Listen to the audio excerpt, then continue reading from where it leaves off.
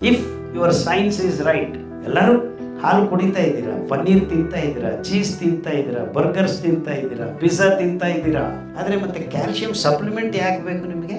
First of all, ಹಾಲಿನಲ್ಲಿ calcium ಇಲ್ಲ, 900 milligrams ಇರೋದು. ಆ ಕ್ಯಾಲ್ಸಿಯಂ ನಿಮ್ಮ ಮೈಗೆ ಬರೋದಿಲ್ಲ, ಯಾಕಂದ್ರೆ ಅದು ಪ್ರೋಟೀನ್ಸ್ ಜೊತೆ ಸೇರ್ಕೊಂಡಿರುತ್ತೆ. ಓನ್ಲಿ ಹಸು ಕರು ಮಾತ್ರ ಅದನ್ನ ತಗೊಳ್ಳೋದಕ್ಕೆ ಸಾಧ್ಯ, ಯಾಕಂದ್ರೆ ಆ ಹಸು ಕರು ಹೊಟ್ಟೆಯಲ್ಲಿ ಮಾತ್ರ ಆ ಎನ್ಸೈಮ್ಸ್ ಇರುತ್ತೆ. ಅಂತ ಅದರಲ್ಲಿ ಆ ಹಸು ಹಾಲನ್ನು ತಂದು ನಿಮ್ಮ ಮಕ್ಕಳ ಬಾಯಿಗೆ ಯಾಕೆ ಹಾಕ್ತಿದ್ದೀರಾ? ಯಾಕೆ? ತಜ್ಞರು ಹೇಳಿದ್ದಾರೆ ಹಾಲು ಕುಡಿಯುವುದು ತಪ್ಪು. ನಿಮಗೆ ನಿಮ್ಮ ತಾಯಿ ಹಾಲು ಬಿಟ್ರೆ ಬೇರೆ ಜಾನುವಾರುಗಳ ಹಾಲು ಬಾಯಿಗೆ ಹೋಗಬಾರದು. ಹಾಲು ಕುಡಿಯಿರಿ, ಪರಿಪೂರ್ಣ ಆಹಾರ.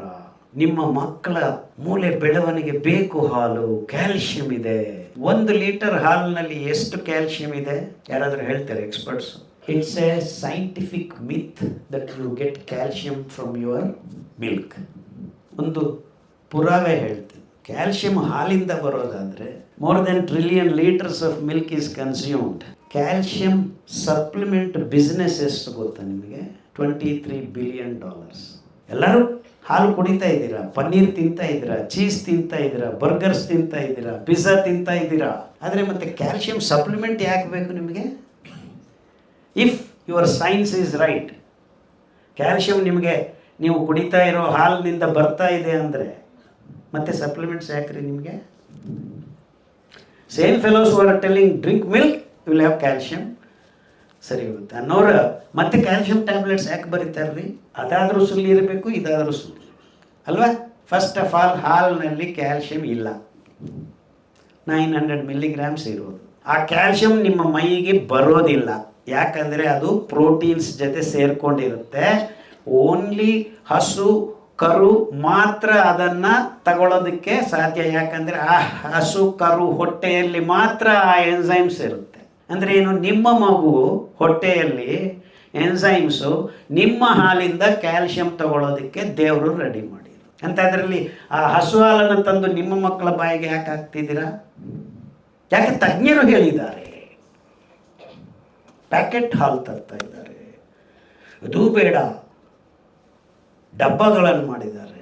ನದಿ ಉದಕವ ನದಿಗರ್ಪಿತ ಮಾಡಿ, ಮರ ಹೂವನ್ನ ಮರಕೇರಿಸಿ, ತಾಯಿನ ಕಟ್ಟಿ ಕರುವನ ಮರುಗಿಸಿ, ಮೊಲವಾಲನ್ನುಣಬೇಡವೋ ಕೂಡಲ ಸಂಗಮ ದೇವ, ಹಲವರ ಬಾಯಿ ಟೊನದೇ ಹೋಯಿತು.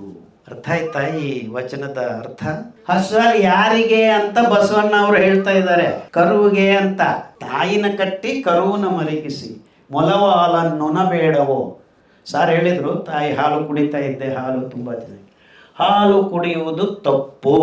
ನಿಮಗೆ ನಿಮ್ಮ ತಾಯಿ ಹಾಲು ಬಿಟ್ಟರೆ ಬೇರೆ ಜಾನುವಾರುಗಳ ಹಾಲು ಬಾಯಿಗೆ ಹೋಗಬಾರ್ದು. Simply no discussion. This is a scientific fact. ನಿಮ್ಮ ತಾಯಿ ಹಾಲು ನಿಮ್ಮ ಹೊಟ್ಟೆಗೆ. ಇನ್ನೂ ಮೋಸ ಹೇಳಲ್ಲ, ತಾಯಿಗೆ ಒಬ್ಬ ಮಗು ಹುಟ್ಟಿದೆ, ಹಾಲು ಕುಡಿದಿದ್ದಾನೆ, 2 ವರ್ಷ ಆಯಿತು, ಇನ್ನೊಂದು ಮಗು ಹುಟ್ಟಿದೆ. ಆ ಮಗು ಹಾಲು ಕುಡಿಯುವಾಗ ಮೊದಲನೇ ಮಗುಗೊಂದು ಹಾಲು ಕುಡಿತಾನ?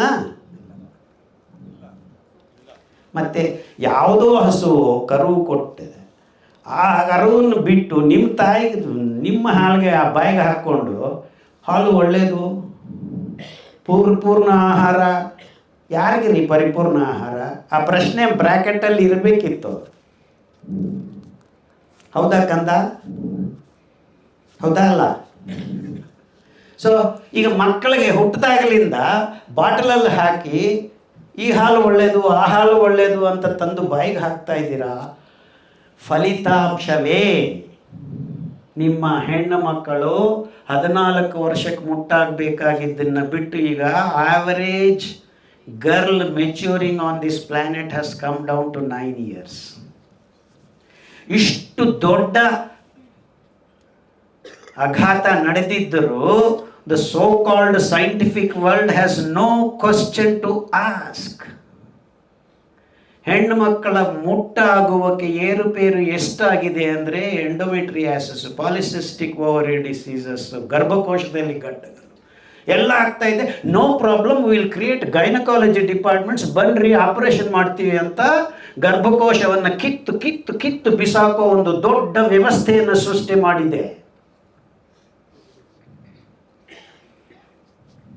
ನಾನು ಹೇಳೋದು ಇಷ್ಟೇ, ಹಾಲು ಕುಡಿಯೋದನ್ನು ಮಾನವ ಜಾತಿ ನಾಳೆಯಿಂದ ನಿಲ್ಲಿಸಿದರೆ ಬರೋ 6 ತಿಂಗಳಲ್ಲಿ ಅರ್ಧ ಹಾಸ್ಪಿಟಲ್ಸ್ ಅವಶ್ಯಕವೇ ಕ್ಲೋಸ್ ಮಾಡ್ಕೊಂಡು ಹೋಗ್ತವೆ.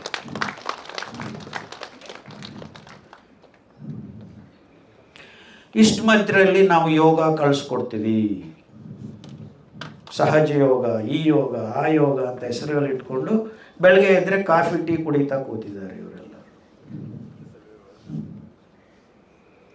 Coffee estate, sugar estate, tea estate, white revolution.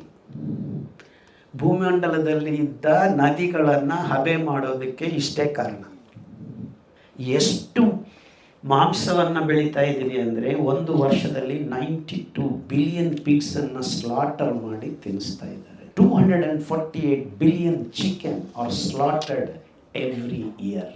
800 million eggs are good every month. ಇದನ್ನು producing cost, not money I am talking about. I am talking about the natural resources. 1 kg ಮಾಂಸ ready ಮಾಡಬೇಕಂದ್ರೆ 50,000 litre ನೀರು ಬೇಕು ನಿಮಗೆ. ನೀರು 3% ನೀರು ಮಾತ್ರ ಯೋಗ್ಯ ಈ ಭೂಮಂಡಲದಲ್ಲಿ. ಉತ್ತರ ಧ್ರುವ, ದಕ್ಷಿಣ ಧ್ರುವದಲ್ಲಿದ್ದ ಮಂಜುಕೊಂಡಗಳಲ್ಲಿ 2.6% ಕಟ್ಟಿಟ್ಟು ಬುಟ್ಟದಾಯ್ತು ಇಟ್ಟಿದ್ದಾನೆ ದೇವರು. ಮಿಕ್ಕಿದ್ದೆಲ್ಲ ಆ 0.4% ನೀರು ಸಮುದ್ರದಿಂದ ಹಬೆಯಾಗಿ ಮೋಡ ಆಗಿ ಮಳೆ ಬಂದಾಗ ಬೆಟ್ಟದ ಮೇಲೆ ಗುಡ್ಡದ ಮೇಲೆ ಬಿದ್ದಿದ್ದ ನದಿ ರೂಪದಲ್ಲಿ ನಿಮ್ಮ ಜಾಗಗಳಿಗೆ ಬಂದರೆ ಸುತ್ತಮುತ್ತಲು ಇದ್ದ ಮಣ್ಣಿನಿಂದ ಹುಲ್ಲು ಬೆಳೆಯುತ್ತೆ. ಆ ಹುಲ್ಲು ಬೆಳೆದಾಗ ಧಾನ್ಯಗಳನ್ನು ಸೃಷ್ಟಿ ಮಾಡಿದ್ದಾರೆ ದೇವರು. ಇನ್ಫ್ಯಾಕ್ಟ್ ಎಷ್ಟು ಮಟ್ಟಿಗೆ ಅಂದರೆ, ಈಗ ನದಿ ಇಲ್ಲಿ ಹರಿತಾ ಇದ್ದರೆ 800 ಕಿಲೋಮೀಟರ್ ದೂರದಲ್ಲೂ ಇದ್ದ ಹುಲ್ಲು ಬೆಳೆಯುತ್ತೆ. ಆ ಹಬೆಗೆ ಆ ತೇವಾಂಶ ಸಾಕು. ಎಷ್ಟು ತೇವಾಂಶ? 30 to 60% ತೇವಾಂಶ ಇದ್ದರೆ ಈ ಹುಲ್ಲುಗಳು ಬೆಳೀತವೆ, ಮಿಲ್ಲೆಟ್ಸ್ ಅನ್ನೋ ಹುಲ್ಲುಗಳು. ಮಿಲ್ಲೆಟ್ ಅನ್ನೋ ಪದ ಬಂದಿದ್ದು ಇಂಗ್ಲೀಷಲ್ಲಿ, ಫ್ರೆಂಚ್ ಲ್ಯಾಂಗ್ವೇಜಲ್ಲಿ 1/1000 ಅನ್ನೋದನ್ನು ಮಿಲ್ಲಿ ಅಂತಾರೆ. ಮಿಲಿಮೀಟರ್, ಮಿಲಿಗ್ರಾಮ್ ಆ ಥರ. ಸೊ ಈ ಧಾನ್ಯಗಳ ಪ್ರಮಾಣ ಮಿಲಿಮೀಟರ್ಗೆ ಹತ್ರ ಇರುತ್ತೆ. ಅಷ್ಟು ಸಣ್ಣ ಪ್ರಮಾಣದಲ್ಲಿರೋದ್ರಿಂದ ಇದನ್ನೆಲ್ಲ ಮಿಲೆಟ್ಸ್ ಅಂತಾರೆ. There are more than 250 millets on this planet that are ನಮ್ಮ ಊಟಕ್ಕೆ ಯೋಗ್ಯವಾದದ್ದು. ಎಷ್ಟು? ಅಕ್ಕಿ, ಗೋಧಿ, C3 ಗ್ರಾಸ್ ಅಂತಾರೆ. ಅದನ್ನು ಮಿಲ್ಲೆಟ್ ಅನ್ನೋದಿಲ್ಲ. ಯಾಕಂದರೆ ಅದರದ ಬೀಜ ಬಿತ್ತನೆ ಪ್ರಮಾಣ ಒಬ್ಲಾಂಗ್ ಆಗಿರುತ್ತೆ. ಇಟ್ಸ್ ಆಲ್ಮೋಸ್ಟ್ 0.4 ಸೆಂಟಿಮೀಟರ್ಸ್ ತನಕ ಇರುತ್ತೆ. ಅಂದರೆ 40 ಮಿಲಿಮೀಟರ್ಸ್ ತನಕ ದೊಡ್ಡ ದೊಡ್ಡ ಬೀಜಗಳು ಅಂತ ಅಷ್ಟೇ. ಇನ್ಫ್ಯಾಕ್ಟ್ ಈ ನಡುವೆ ಹೊಸದಾಗಿ ಜೆನೆಟಿಕಲಿ ಮಾಡಿಫೈಡ್ ಭತ್ತದ ಅಕ್ಕಿ ಮಾಡ್ತಾ ಇದ್ದಾರೆ, ಬಾಸ್ಮತಿ ರೈಸ್ ಅಂತ. ಅದು ಆಲ್ಮೋಸ್ಟ್ 1 ಸೆಂಟಿಮೀಟರ್ಗಿಂತ ಉದ್ದ ಇರುತ್ತೆ. ಹೈಬ್ರಿಡೈಸೇಷನ್ 50 ವರ್ಷ ಹಿಂದೆ ಮಾತಪ್ಪ. I am talking about genetically modified. ಅಂದರೆ ಕೃತಕ ಆಹಾರವನ್ನು ಉತ್ಪಾದನೆ ಮಾಡುವ revolutions, green revolution, white revolution, pink revolution. ಅಂದರೆ ನೀವು ತಿಂತಾ ಇರೋದು ಯಾವುದು ಸಹಜ ಅಲ್ಲ. ಇದನ್ನು ನಾವು ಪ್ರಶ್ನೆ ಮಾಡ್ತಾ ಇಲ್ಲ. ಯಾಕಂದರೆ ಈ ತಜ್ಞರು ಬಂದು ಗ್ರೀನ್ ರೆವಲ್ಯೂಷನ್, ನೀವೆಲ್ಲ ಪ್ರಿಮಿಟಿವ್ ಫುಡ್ ತಿಂತಾ ಇದ್ದೀರಾ, ಹಂದಿಗಳ ಊಟ, ಹಸುಗಳ ಊಟ, ಜಾನುವಾರುಗಳ ಊಟ, ಹಕ್ಕಿಗಳ ಊಟ, ಅರೆ ಕೊರ್ಲೆ, ನವಣೆ, ಸಾಮೆ ಇನ್ನೂ ತಿಂತಾ ಇದ್ದೀರಾ, ಅದೆಲ್ಲ ಪ್ರಿಮಿಟಿವ್ ಫುಡ್ಡು. ಹೌದಾ?